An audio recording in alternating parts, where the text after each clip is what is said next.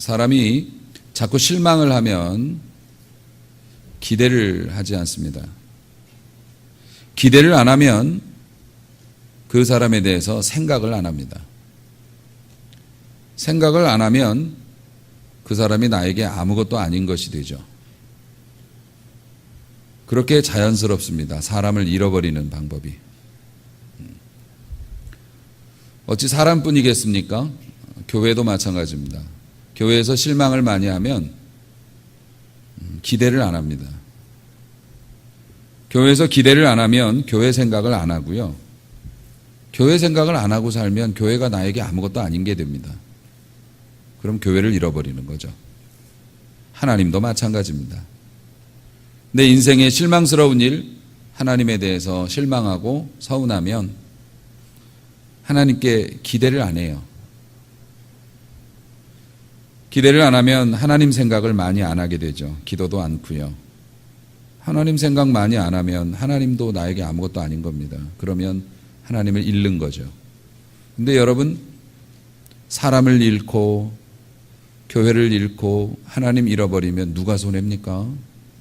다 내 손해지 뭐 누가 손해겠어요. 그러면 안 되죠.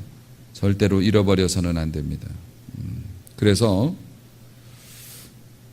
우리 삶에 실망스러운 일도 당연히 있고 여러분의 기대가 무너져서 서운한 일도 있을 수 있겠지만은 그대로 방치해서 흘러가는 대로 내버려 두다가 하나님의 숨겨진 축복들 회복시켜 주시는 하나님의 은혜를 여러분들이 못 보는 일이 없기를 원하고, 오늘 하나님이 주시는 이 말씀 속에서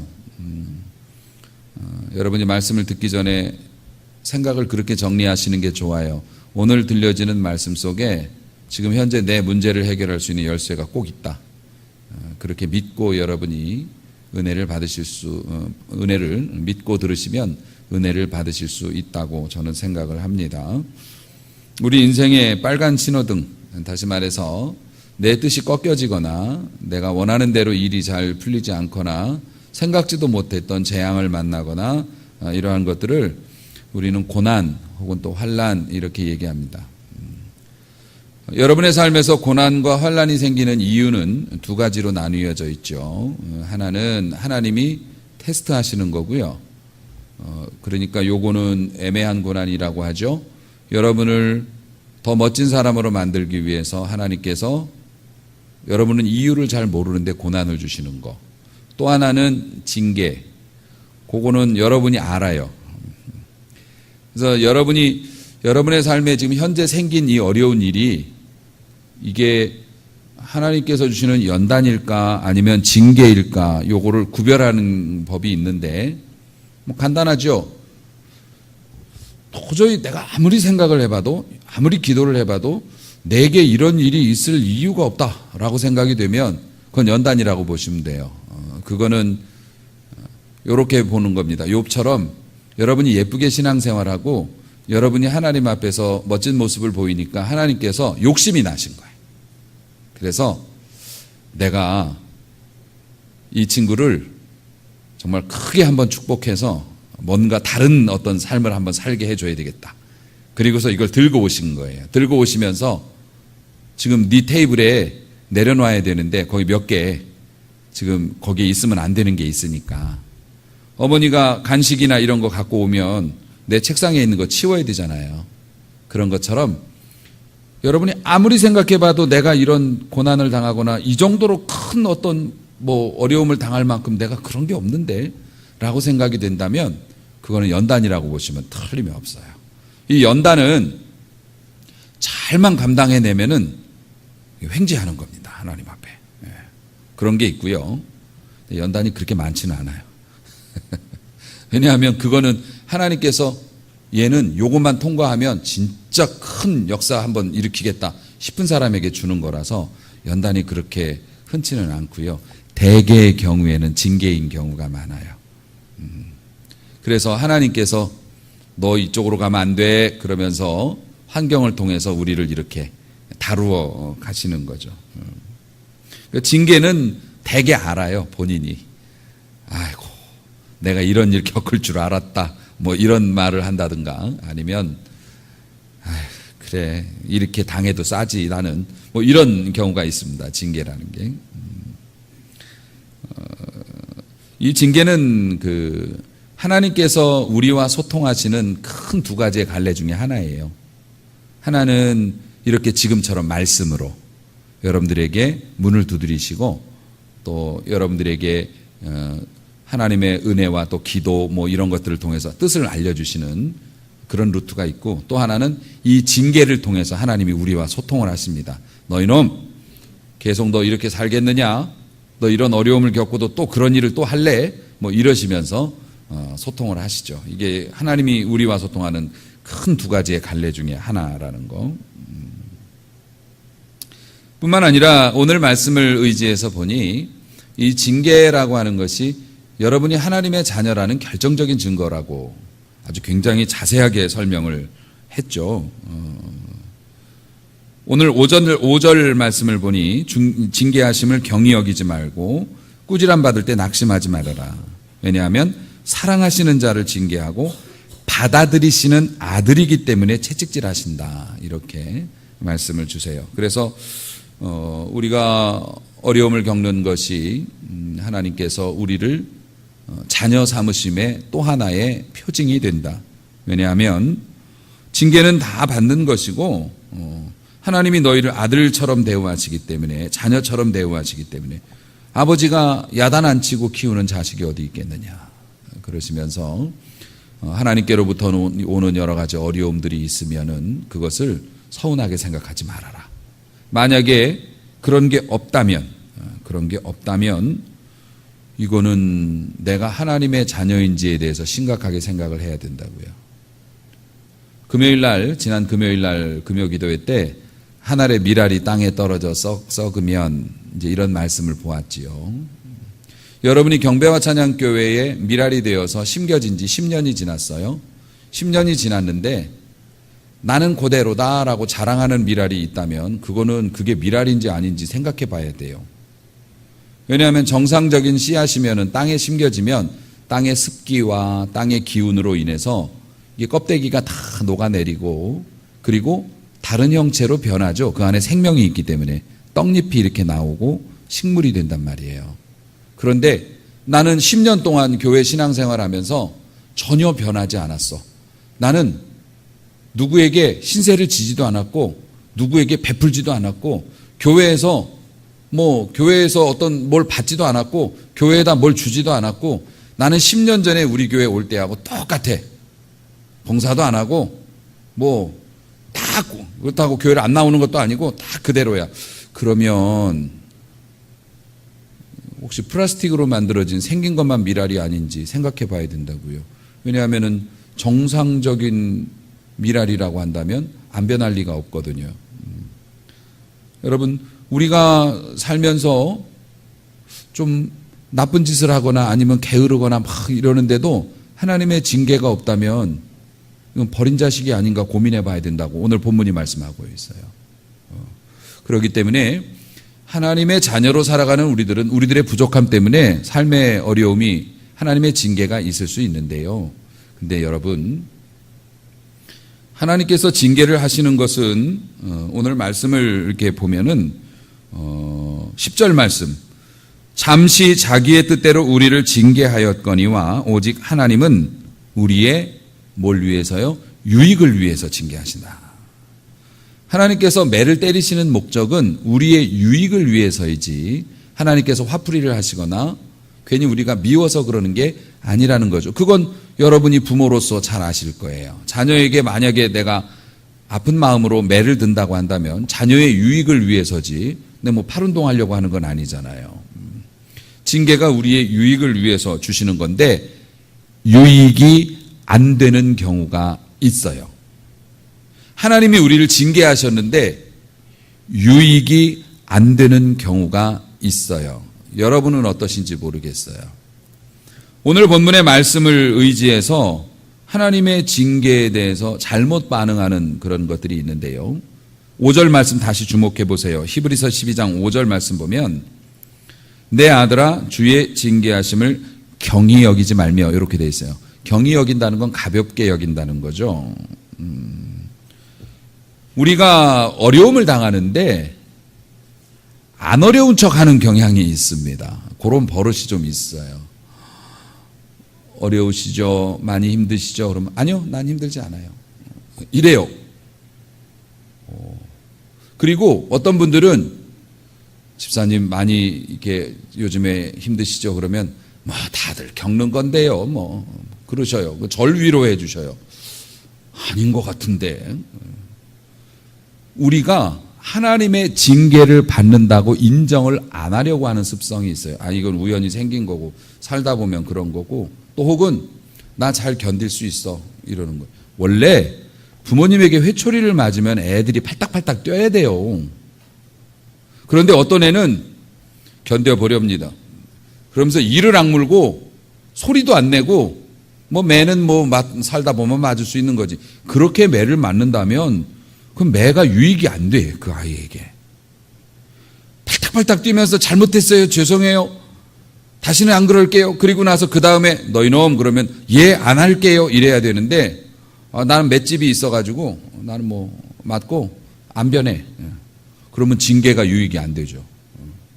여러분, 대담한 척하면서 난 어려움이 있지만 난 잘 견디고 내 수준이 있지, 그런 일로 울고불고 하지 않아요. 난 견딜 수 있어. 다른 사람 도움 필요 없어.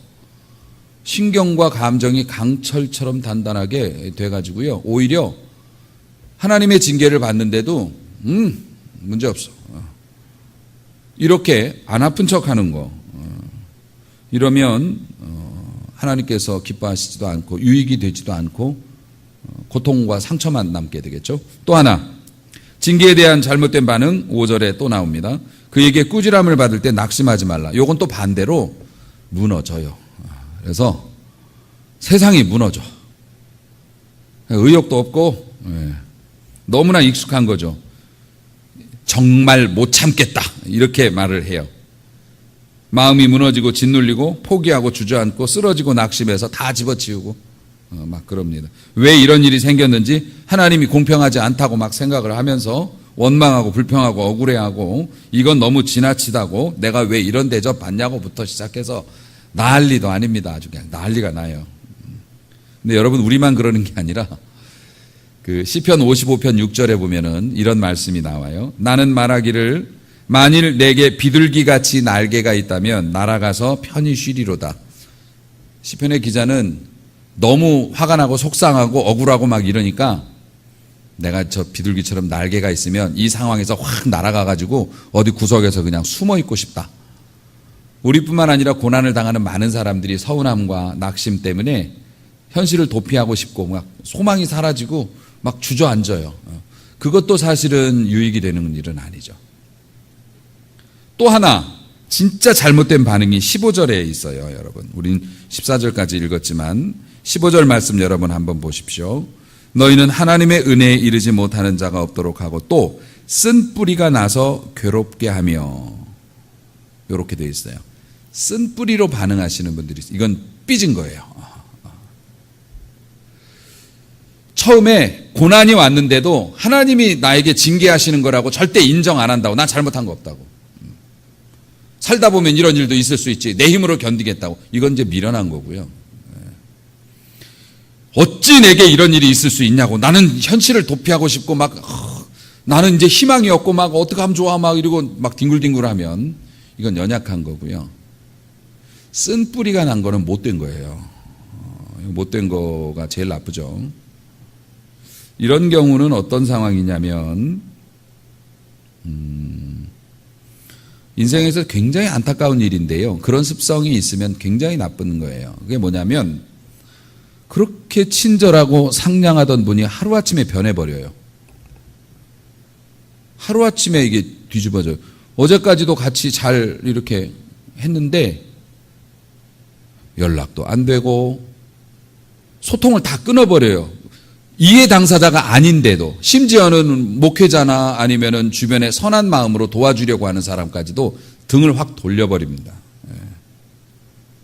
그래서 다가갈 수가 없게 스스로 철컹철컹 모든 문을 다 닫아버리고 그냥 있어요. 그거는 서운한 어떤 그 자신의 삶의 문제예요. 교회와 연관된 게 아닌데도 본인에게 고통이 있을 때 교회와의 문을 다 닫아버리거나 아니면 친구와의 문을 닫아버리거나 가족과의 문을 자기가 다 닫아버리고, 이게 쓴뿌리가 있을 때 이런 게 있어요. 화가 나니까. 그래서 선한 마음으로 다가가려고 하는 사람도 다 단절을 해버려요. 완전히 딴 사람처럼. 요거는 잘못된 거죠.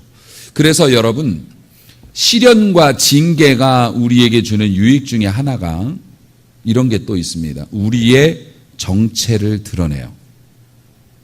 사람은 좋을 땐 다 좋죠. 근데 없어 보고 실패해 보고 무너져 보면 그 사람의 진짜 됨됨이가 드러나는 경우가 많아서 하나님께서 우리에게 징계를 통해서 우리의 정체를, 거품을 걷어내시는 경우가 있거든요.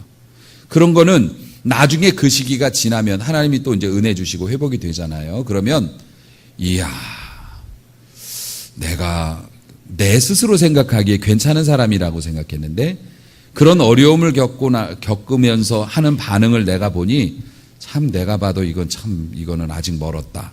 이런 걸 느끼게 되기도 하죠.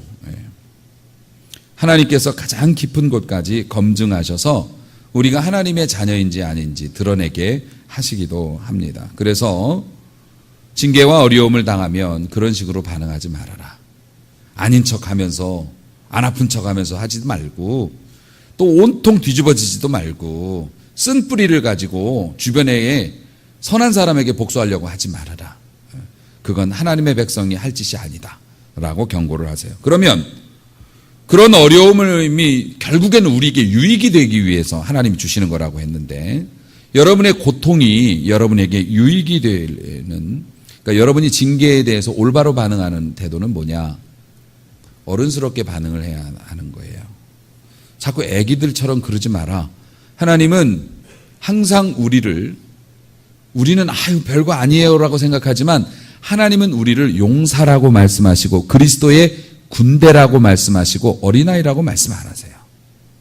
이미 우리가 가진 자격과 하나님께로부터 받은 은혜를 보면은 우리는 아기가 아니에요. 여러분들이 아무리 초신자라도 예수 이름을 걸고 이 자리에 앉을 정도면 여러분 어린아이 아니에요. 어른스럽게 행동하라. 그러면 여러분 어른스럽게 행동하는 거가 뭔가? 어른은 정신을 차리거든요. 다시 오늘 5절 말씀이 키포인트입니다. 5절 말씀 4절부터 여러분 보면 너희가 죄와 싸우되 피 흘리기까지는 대항하지 않았다. 그러니까 야단 맞고 있어요. 또 아들들에게 권하는 것 같이 너희에게 권면하신 말씀도 잊었도다. 요렇게 어린아이처럼 그러지 말어. 제대로 싸워야 돼. 그리고 지금 히브리서는 불신자들에게, 그러니까 유대인이 아닌 사람들에 대해서 지금 얘기하고 있는데요. 유대인들은 언약의 율법을 가졌죠. 구약 성경을 가졌잖아요. 그 유대인들에게 주신 것처럼 예수 그리스도께서 믿는 우리에게 성령의 은혜를 주셨는데 너희에게 가르쳐 주시고 너희에게 권면하신 말씀을 잊어버린 것처럼 왜 행동하니? 자, 이거를 제가 비유로 하면 좀 쉽게 설명이 되겠네요. 중국에 가면 그 유리로 만든 그런 다리가 있다고들 해요. 뉴스에 보니까. 굉장히 높은 그 계곡을 이렇게 구름다리처럼 만들어가지고 그 바닥이 유리면 얼마나 무섭겠습니까? 그래가지고 웬만한 분들은 거기 잘 걸어 다니지 못한다고 그래요. 그런데 여러분, 어른들은 그런데 표지판 같은 데 보면 이 유리로 말할 것 같으면 두께가 몇 센치가 되고요. 이 유리는 우리가 테스트를 해봤는데 망치로 내리쳐도 깨지지 않고요. 이 유리 위에 몇 명이 올라가도 끄떡이 없고 안전성이 검증이 되어 있는 유리입니다라고 써붙여 놓으면 읽어보고서 이거는 그런 테스트를 했는데 괜찮대 라고 어른들은 그걸 보고 믿고 건너가요. 무섭지만. 이게 어른인 거예요. 애들은요. 이거 써놨잖아. 괜찮다고 써놨어. 다 필요 없어. 지금 내가 볼 때 무서운데 뭔 소리야. 병원에 가서 어른도 주사 맞는 거 싫어요. 어른도 병원 가면은 불편하고 무섭죠. 칼 대고 그러면 무섭죠. 그런데 어른은 어떡합니까? 당신이 이 치료를 받지 않으면 더 큰 문제가 발생할 수 있고 이 치료를 받으면 이렇게 해서 회복이 될 거고 그러니까 싫고 무섭고 두렵지만 가는 거예요. 스스로 가서 하는 겁니다. 견디는 거죠. 애기들은요. 너가 이 주사를 맞으면 이제부터는 안 아플 거고 너의 이런 고통이 면할 수 있고 나을 수 있고 건강해 다 필요 없어. 애들은 필요 없어요. 성경이 다시 얘기합니다. 애들처럼 굴지 말아라. 너희의 감정을 따르지 말고 너희의 생각을 따르지 말고 권면하신 말씀을 잊어버리지 말고 말씀을 따르라. 고난과 징계에 대해서 제대로 반응하는 것, 우리에게 그것이 유익이 되게끔 반응하는 것은 딱 한 가지. 상황과 감정을 따르지 말고 어른스럽게 언약과 말씀을 따르라. 하나님의 말씀. 여러분, 성경의 맥락 안에서 여러분 생각을 하셔야 해요. 여러분에게 엄하게 주의를 드리고 강조합니다. 성경을 감상적으로 사용하지 마세요. 우리가 이런 말을 합니다. 요즘 너무 불안하고 너무 힘들어. 시편을 읽어야겠다. 여호와는 나의 목자시니. 읽으면 마음이 좀 편안해지는 것 같아요. 성경은 여러분 마음 편하라고 써있는 책이 아니에요. 생존 매뉴얼이에요. 여러분이 그냥 마음 불안하니까 성경 말씀이나 읽고 목사님이 여러분에게 듣기 좋은 소리만 다 뽑아가지고 여러분들에게 하면서 염려 마세요. 그런다고 해서 여러분이 편안해지는 건 아니에요. 마음은 잠시 위로가 될 수 있지만 환경 개선에는 도움이 안 되는 거예요. 성경은 설득하는 권면이고 논쟁하는 권면이라고 했어요. 할렐루야. 성경은 우리를 타당성 있는 것을 가지고 설득하고 우리와 논쟁을 하십니다. 우리 하나님이 어떤 분이신지, 우리 하나님의 역사가 어떤지 예를 들어가면서 오늘 본문 히브리서 12장 1절 말씀 보세요. 이러므로 우리에게 구름같이 둘러싼 허다한 증인들이 있다. 모든 무거운 것과 얽매이기 쉬운 죄를 벗어버리고 인내로서 우리 앞에 당한 경주를 하고 믿음의 주요 온전케 하시는 이 예수를 바라보라. 그렇게 해서 성공한 허다한 구름같이 많은 증인들이 우리 앞에 있다. 성경은 감상적인 책이 아닙니다. 논리적이고 우리를 생명과 축복과 삶으로 인도하는 가이드북이에요. 여러분 생각을 해보십시오. 무언가를 조립하다가 맞지 않았어요. 잘 모르겠어요. 그럼 가이드북을 우리가 설명서를 봅니다. 설명서는 그렇게 써 있을 겁니다. 이것에 따라가기만 하면 여러분은 틀림없이 조립할 수 있을 겁니다. 그것만 보면서 안심하고 있으면 조립이 됩니까? 아니요. 성경은 우리의 삶의 모든 문제에 대한 대답을 가지고 계시죠. 우리가 어려움과 환난을 당하거든 우선은 낙심할 수도 있고 우선은 견뎌보려고 할 수도 있고 쓴 뿌리가 나서 조금 그럴 수도 있지만 계속 그러고 있지 말고 하나님의 어른스럽게 하나님의 언약의 말씀이 하나님이 무엇라 말씀하시는지를 보고 그 말씀을 따르라라고 말씀하고 있는 거예요. 그게 어른스러운 반응이고 그것이 우리에게 평안과 행복을 주는 우리의 고난이 변하여 평안과 행복으로 바뀌는 그 열쇠라고 하는 것이죠. 오늘 이 하나님이 주시는 징계에 대한 하나님의 교훈이 뭡니까? 하나님께서는 사랑하시는 자를 징계한다. 그리고 하나님께서는 너희의 유익을 위하여서 징계한다.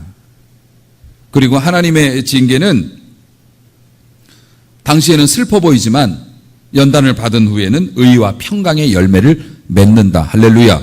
이것을 믿어라. 그러니까 여러분 감정에 따라 반응하지 말고 어른스럽게 반응해야죠. 하나님의 말씀을 보고 말씀이 그렇다고 하면 그렇게 믿어야 한다는 것입니다. 사랑하는 성도 여러분, 여러분의 삶에 하나님의 징계가 나타날 때 원칙이 있습니다. 순서가 굉장히 중요합니다. 첫 번째, 왜 나에게 이러한 일이 일어났을까 고민하십시오. 생각하세요. 왜 내게 이런 일이 일어났을까? 그리고 고민을 하다가 고민이 조금 길어지면 기도가 됩니다. 그게. 기도는 주문이 아니에요. 기도는 행위가 아닙니다. 기도는 하나님의 음성에 귀를 기울이는 것이 기도입니다. 기도는 막 하나님을 설득하는 것도 아닙니다. 하나님이 하나님과 단둘만의 시간을 갖고 생각하세요. 왜 이런 일이 일어날까? 하나님은 나를 통해서 뭘 원하실까?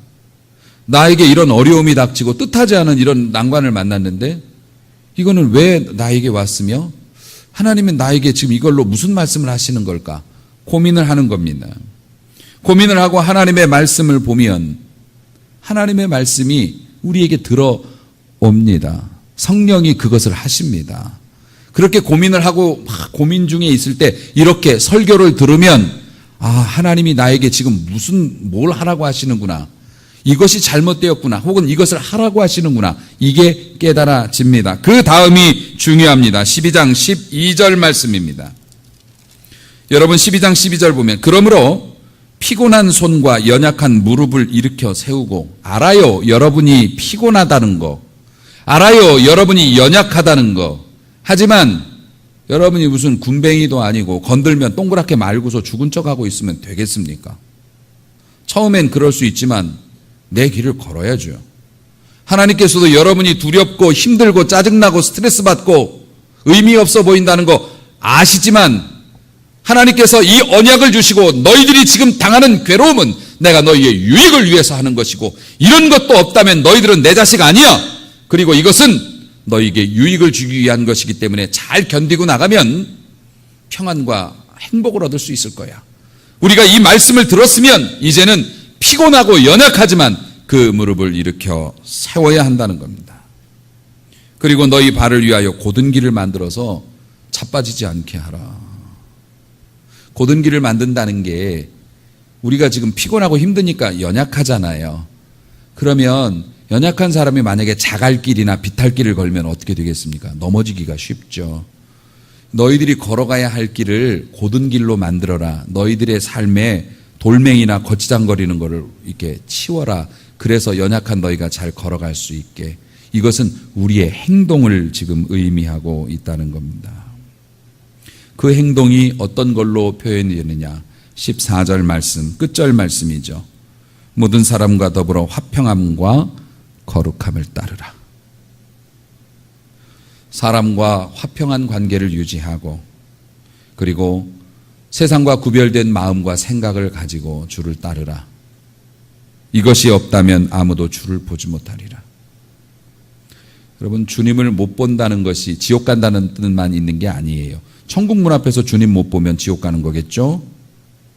여러분의 풍랑이 이는 정말 내 힘으로 이길 수 없는 큰 파도 속에 조각배 타고 내가 있는데 거기서 주를 못 본다면 침몰하겠죠. 여러분의 삶에 어려움이 왔고 고통이 있는데 거기에서 주님을 못 보면 여러분은 그 문제에서 벗어날 수가 없겠죠. 그러니까 주를 본다는 건 해결을 본다는 뜻을 의미합니다. 여러분의 문제에서, 여러분의 가정에서, 여러분의 삶의 현장에서 주를 보시기를 주님의 이름으로 축원합니다. 주를 만날 수 있기를. 그런데 어떤 사람이 만나요? 힘든 거 안다. 연약하고 피곤한 거 안다. 일어서라. 그리고 그 일어서서 화평을 추구하고 거룩한 삶을 따르라. 하나님께서 원하시고 명하시는 것으로 피곤하고 힘들지만 그렇게 행동하면서 너희 발이 넘어지지 않게 삶을 좀 정리를 하고 내려놓을 것은 내려놓고 포기할 것은 포기하고 하나님 앞에서 똑바로 서봐라. 그때 하나님께서 주께서 너를 만나 주실 것이다. 할렐루야. 주님 만나면 끝나잖아요. 내가 돈이 없을 수도 있고 깡패들한테 맞을 수도 있고 뭐 쫓길 수도 있고 무슨 강아지가 나를 물려고 할 수도 있고 뭐 여러 가지 내 삶에 있지만 아빠 만나면 되는 거잖아요. 우리 아버지 만나면 끝나는 거잖아요. 우리 아버지가 돈이 필요하면 돈을 주실 거고 깡패가 있으면 물리쳐 주실 거고 우리 아버지가 만나면 끝나는 거잖아요. 주를 보면 되는 거잖아요.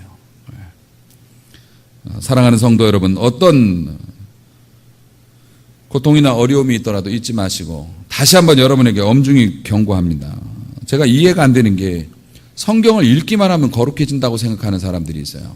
그건 말도 안 되는 얘기입니다. 성경을 읽는 이유가 뭡니까?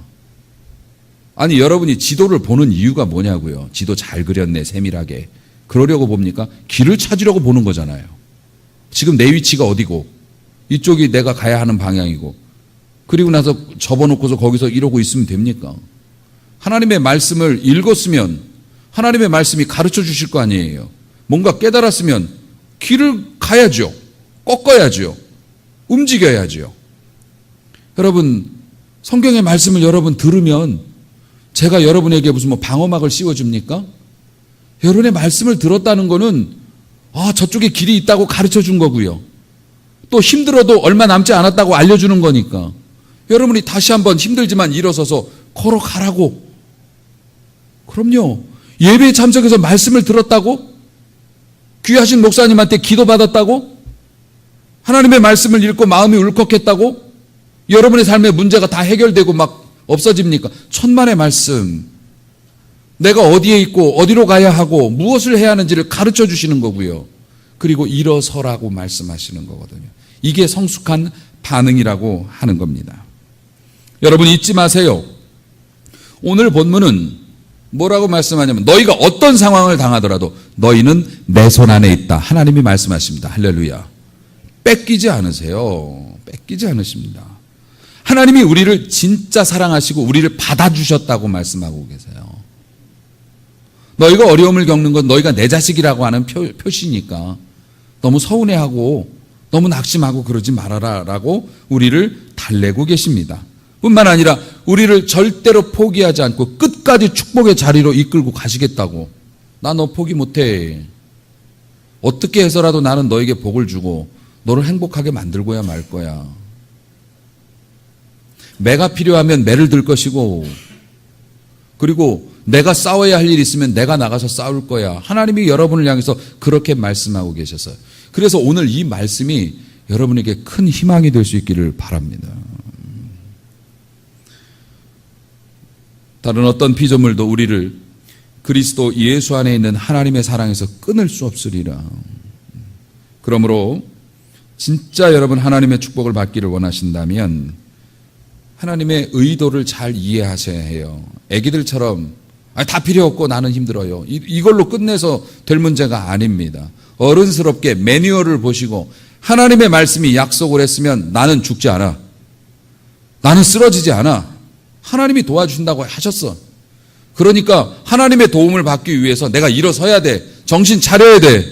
그리고 하나님 앞에서 제일 먼저 뭘 해야 될지 가르쳐 주셨으니까 내가 그렇게 하려고, 거룩함과 화평함을 추구하려고 여러분이 그렇게 움직이시면 우리 주님을 만날 수 있습니다. 우리 주님 만나면 주님이 명령하시고 주님이 야단치시면 모든 상황은 정리가 되는 줄로 믿으시기를 바랍니다. 여러분 수준에서 생각하니까 안 되는 거죠. 될 때 보면 정말 힘없이 됩니다. 그 어려웠던 일들이 쉽게 풀어집니다. 우리 주님이 하시면 됩니다.